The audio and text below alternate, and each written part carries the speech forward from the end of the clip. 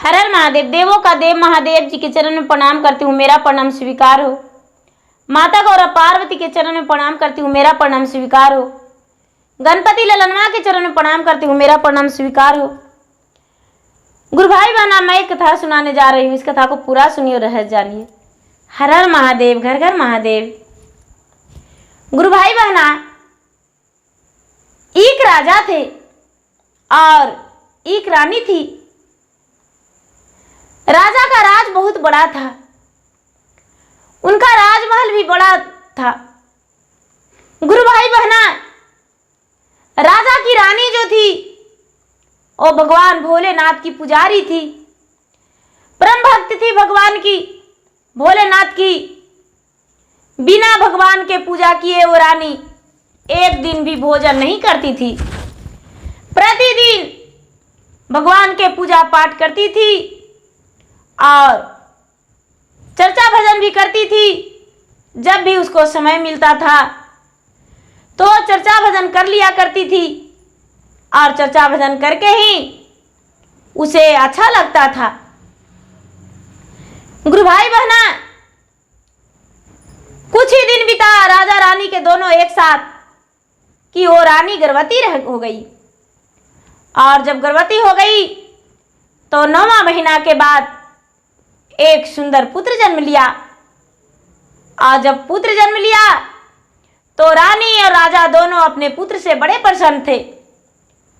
राजा रानी का तो लगता था कि मेरा जीवन जिंदगी सब कुछ ही है, और अपने प्यार पुत्र से बहुत करते थे। राजा जब भी थोड़ा सा 2 घंटा 4 घंटा अपने पुत्र के नजर से दूर हो जाते थे तो उन्हें व्याकुल हो जाता था कि मैं तो अपना बच्चा को नहीं देखा हूं, और कोशिश करते थे कि मैं अपना पुत्र को कब देखूं और कब उसके पास जाऊं। गुरु भाई बहना, एक दिन का बात है कि धीरे धीरे समय बीतता गया और वो बालक 5 वर्ष का हो गया। बालक 5 वर्ष का हो गया और दूसरा संतान रानी को नहीं हुआ। और ये रानी जो थी, रानी अचानक बीमार पड़ गई और बीमार पड़ जाने के कारण उनका अंतिम सांस का गिनती होने लगा। राजा के हाथ अपने हाथ में लेकर और रानी कहती है कि हे पतिदेव जी, मेरा जीवन तो लगता है कि अब नहीं रहेगा। यदि हम इस दुनिया से चले जाएंगे तो क्या आप दूसरा विवाह कर लीजिएगा? आप मेरे बच्चे को देखिएगा या नहीं, ये हमें बताइए। राजा ने रानी से वचन दिए कि हे रानी, मेरा बेटा तो अब 5 वर्ष का हो गया है, भला इसे छोड़कर क्या दूसरा विवाह कर लेंगे? नहीं, हम दूसरा विवाह नहीं करेंगे और आपके याद में हम अपना पूरा जिंदगी बिता लेंगे। मेरा तो एक पुत्र है। लोग कहते हैं कि राजा का एक पुत्र और प्रजा का 5 पुत्र, तो मेरा तो एक पुत्र है। मेरा राजपाट और बुढ़ापे का सहारा सब कुछ है यही। गुरु भाई बहना, रानी का प्राण टूट गया और राजा बिल्कुल अकेला हो गए। रानी बेचारी इस दुनिया से चल गई। राजा ने उसका क्रियाकर्म करके और अपना अकेलापंती महसूस करने लगे। नहीं तो राजा किसी से बात करते और ना ही तो समय से भोजन करते और ना ही राजा अपना राजपाट में ध्यान देते। प्रजा लोग कहने लगे मंत्री से कि मंत्री जी, राजा साहब को समझाइए, क्या अपना रानी के साथ ये भी जीवन बर्बाद कर देंगे? कोई दूसरे राजा राज पे चढ़ाई कर देगा और इनसे राज हासिल कर लेगा, हम लोग कैसे रहेंगे? लेकिन फिर भी राजा साहब नहीं मान रहे थे और नहीं कोशिश कर रहे थे कि हम किसी से बातें करें। गुरु भाई बहना धीरे धीरे साल 2 साल बीत गया। राजा साहब का इधर उधर घूमना शुरू हो गया। इधर उधर घूमने लगे, बातें करने लगे। मंत्री भी जी भर के राजा से बात करने लगा और राजा का विवाह का प्रस्ताव मंत्री रख दिया। राजा का भी मन घूम गया कि हम विवाह कर लेंगे तो अच्छा रहेगा, मुझे पत्नी और मेरा बच्चे का मां मिल जाएगी। गुरु भाई बहना राजा ने विवाह के लिए तैयार हो गए और मंत्री एक अच्छी सी कन्या ढूंढकर और लाए और राजा को तैयार कर दिए। राजा ने बारात साज के और विवाह करने को लिए चले गए। राजा ने विवाह कर लिए, उनकी रानी आ गई। अब जब रानी ने देखी अपने बच्चे को तो थोड़ा दिन लाड प्यार दी, लेकिन रानी का मन में यही चलता था कि हे भगवान, राजा का तो यह पहला पुत्र है और राजा इसको छोड़कर मेरा जो ओद्र से पुत्र जन्म लेगा उसे नहीं मानेगा, उसे नहीं समझेगा। राजपाट तो इसी को देगा, धन संपत्ति तो इसी को देगा, प्यार भी इसी के साथ करेगा। मेरा बच्चा को तो थोड़ा सा भी नहीं लगाएगा। क्या करें, क्या करें, क्या नहीं करें। अब रात दिन मन में सोचते रहती थी और राजा अपने पत्नी से इतना प्यार करने लगे, इतना प्यार करने लगे कि राजा जो थे अपना जीवन से ज्यादा अपना पत्नी को प्यार करने लगे। गुरु भाई बहना एक दिन उनका पत्नी पलंग पे सो गई और सो के और चादर तान के मुंह ढक ली और किसी से बात नहीं करने लगी। गुरु भाई बहना जब राजा अपना कचहरी से आए, राज दरबार में आए अंदर महल में, तो नहीं पत्नी को पाकर दासी से पूछने लगे। अपने बच्चे से पूछे, मां कहां गई? दासी से बोले, रानी कहां गए? बच्चे बताया, पिताजी मां तो सोई हुई है और उसका जो दासी थी, दासी भी बोली कि राजा साहब रानी तो सोए हुए हैं। गुरु भाई बहना राजा को तो यह साजिश पता ही नहीं था।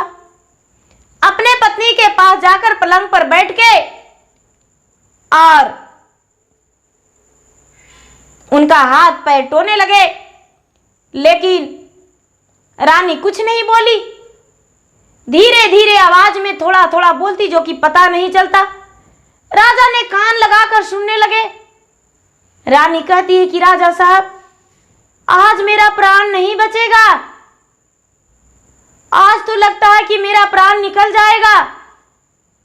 राजा को ही पत्नी का याद आ गया जो बरसों पहले मर चुकी थी और लगा कि ये भी पत्नी मर जाएगी। हे भगवान, मैं पत्नी के लिए तो कुछ भी कर सकता हूं। और पत्नी से राजा बोले कि सुनो, तुम्हें क्या चाहिए? जौन डॉक्टर जौन वैद्य को कहो, वो वैद्य को हम बुला लेंगे। बताओ तुम्हें क्या चाहिए, वो हम तुम्हारे सामने रख देंगे, जो कि तुम्हारा जीवन बच जाए। रानी कहती है कि ये तो वैद्य जी बताएंगे, वैद्य जी नहीं आपको सही सलाह देंगे। गुरु भाई बहना रानी ने वैद्य जी को पहले से कह रखी थी और राजा झट से अपने सेनापति को बोले। सेनापति चले गए, वैद्य जी को बुला कर लाए और वैद्य जी आ गए। गुरु भाई बहना जब वैद्य जी आ गए तो वैद्य जी से पूछे कि वैद्य जी, रानी का बहुत जोरों से तबीयत खराब है, आखिर क्या हुआ है जो रानी इतना दर्द से पीड़ित है, हमें बताइए। वैद्य जी बोले, क्या कहूं राजा साहब, कहने में तो मुझे आंखों से आंसू आता है, लेकिन कहना भी पड़ेगा, क्या अपना पत्नी से प्यार करते हैं? राजा बोले, अपना जान से ज्यादा। कहने लगे कि हे राजन, जो आपका सबसे प्रिय अनमोल रत्न है वही चाहिए रानी का। बोले कि मेरा प्रिय अनमोल रत्न तो मेरा जीवन है। बोले कि जो अपना जीवन से भी ज्यादा प्यार करते हैं। बोले कि मैं तो अपना पति से प्यार करता हूं और अपना से। बोले नहीं राजा साहब, एक और है। बोले कि हाँ, मेरा पुत्र है, जो कि उसे देखे बिना हम एक पल नहीं रह पाते हैं। बोले राजा साहब, उसका मां से खाएगी और कलेजे पर बैठ के नहाएगी, तभी ये जीवित रह पाएगी, और नहीं तो नहीं। गुरु भाई बहना, ऐसा बात सुनकर राजा का सारी रोम रोम नीचे गिर गया और आंखों से आंसू झिझकने लगा। और वैद्य जी से बोले, हे वैद्य जी, क्या और कोई दूसरा उपाय नहीं? वैद्य जी बोले, और कोई दूसरा उपाय नहीं, क्योंकि वैद्य जी को तो सोने चांदी रुपया पैसा मिल चुका था, रानी दे चुकी थी, तो भला ये सब कहने में क्या दर्द होता? बिन मां के बच्चे को मरवाने में क्या दिक्कत था? वैद्य जी को क्या लगा? गुरु भाई बहना, राजा के आंख से आंसू गिरने लगा और सोचते हैं कि ऐसे कैसे हो सकता है। लेकिन वैद्य जी ने बोले कि हे राजा साहब, एक पुत्र के बदले आपकी पत्नी 5 पुत्र को जन्म दे सकती है, लेकिन आपको पत्नी बार बार नहीं मिलेगी। राजा बड़े अंदर से क्रोध थे और मन में ही मन सोच रहे हैं कि मैं कैसे अपने बच्चे को मारने को बोलूं। लेकिन गुरु भाई बहना, राजा आंखों में आंसू भर के पीड़ित हो गए और आदेश दे दिए कि ठीक है, मैं अपने पत्नी के लिए ये सब कर सकता हूं, ये सब कर सकता हूं, अपना पुत्र को जीवन बलिदान करने को लिए तैयार हूं। गुरु भाई बहना, राजा साहब के जो जल्लाद थे, सेनापति को बोले कि सेनापति, आप जल्लाद को बुला लाइए। सेनापति ने जल्लाद को बुला लाए और जल्लाद को बुला के और इन्हें राजा के पास ले आए। राजा से बोले, हे राजा साहब, आपकी आज्ञा के अनुसार आपके राजमहल में हम उपस्थित हैं, क्या बात है जो मुझे बताइए। जल्लाद से राजा बोले कि मेरा जो पुत्र है उसे मारकर और उसका कलेजा निकालकर और उसे ले आइएगा और उनकी पूरा शरीर का अंग अंग का मांस ले आइएगा। गुरु भाई बहना, चारों जल्लाद जो था, चारों जल्लाद ये बच्चा की मां से बहुत प्रेम करते थे। इनकी जो मां थी, बेचारी पहली रानी, बहुत अच्छी थी और कोई अपने दाई दासी को कभी दुख नहीं देती थी और अपने पुत्र के समान सबको मान सम्मान दिया करती थी, अपने भाई की तरह सबको मानती थी। गुरु भाई बहना, अब वो जल्लाद का जो हाथ था वो हाथ कांपने लगा, रोम रोम कांपने लगा और उनका सीना फटने लगा, कलेजा उभरने लगा, आंखों में आंसू, नदियां की धारा बहने लगा और राजा से हाँ बोल दिए। राजा से हाँ बोल दिए, लेकिन ये बच्चे को बड़े प्यार से घर से लेकर चले गए। बच्चे बोला, आप मुझे कहां ले जा रहे हैं? चारों जल्लाद बोले, तुम्हें वन में घुमाने को लिए ले जा रहे हैं। और कहां ले जाएंगे? बोले कि मन में आज क्या मेरे पिताजी आज्ञा दिए हैं? तो हाँ, गुरु भाई बहना चारों जल्लाद मिलकर बड़े प्यार से हंसाते बुलाते लेकर चले गए। राजकुमार जो था उनके तन पे पूरा आभूषण पड़ा था, सुंदर वस्त्र पहने हुए था और जल्लाद के साथ चला गया। गुरु भाई बहना जब जंगल में जल्लाद लेकर गया तो जल्लाद था एक लंगड़ा था और वो लंगड़ा जो जल्लाद है वो कहता है कि सुनो भाई, जब इसकी मां थी तो मेरा पांव नहीं था, वो भी बेचारी अपना द्वार पे मुझे भोजन करने को लिए दे दिया करती थी। उसके घर कुछ भी नहीं करते थे, लेकिन एक पालतू कुत्ता की तरह मुझे रखी थी और भोजन दे दिया करती थी और उसके द्वार से प्रतिदिन भोजन करके हम चले जाते थे। क्या उसके इतना दिन बुरे आ गए कि उसका पुत्र को हम हत्या कर दे देंगे? ऐसा करो कि मेरा जीवन ले लो और मेरा कलेजा निकाल लो और मेरा टुकड़ा टुकड़ा कर दो और टुकड़ा टुकड़ा करके और इस बालक को छोड़ दो, बालक को मत मारो। गुरु भाई बहना जो राजकुमार था वो जल्लाद से बोला, क्या बात है जो आप ऐसे बोलते हैं? बालक को सारी बातें बता दिया गया। बालक ने बोला कि मेरा प्राण ले लीजिए और मेरे मां को दे दीजिए, मेरे पिताजी को। मुझे तो विश्वास ही नहीं होता है कि मेरे पिताजी मुझे कलेजे निकालने को बोले हैं, लेकिन मेरा कलेजा निकाल लीजिए। गुरु भाई बहना किसी ने उसका कलेजा नहीं निकाला, बच्चे को नहीं मारा और उसे छोड़ दिया।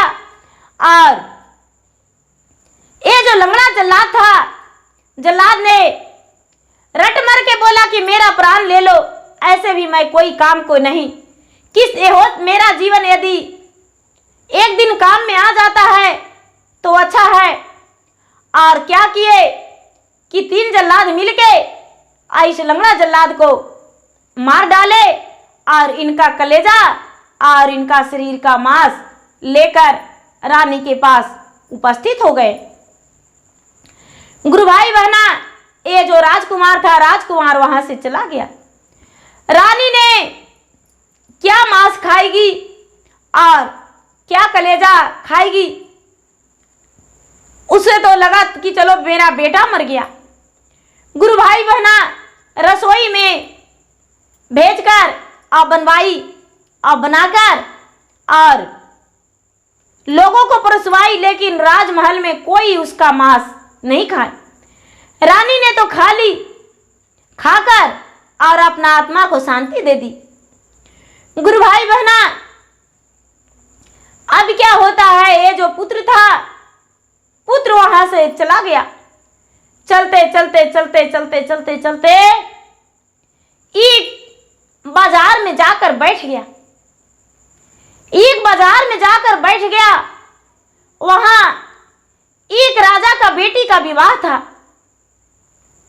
राजा का बेटी का विवाह था और रानी जो थी, रानी 4 प्रश्न करती थी कि जो 4 प्रश्न बता देगा उसी से हम विवाह करेंगे। गुरु भाई बहना कोई भी उसका प्रश्न का जवाब नहीं दे रहे थे और ये राजकुमार को पता चला।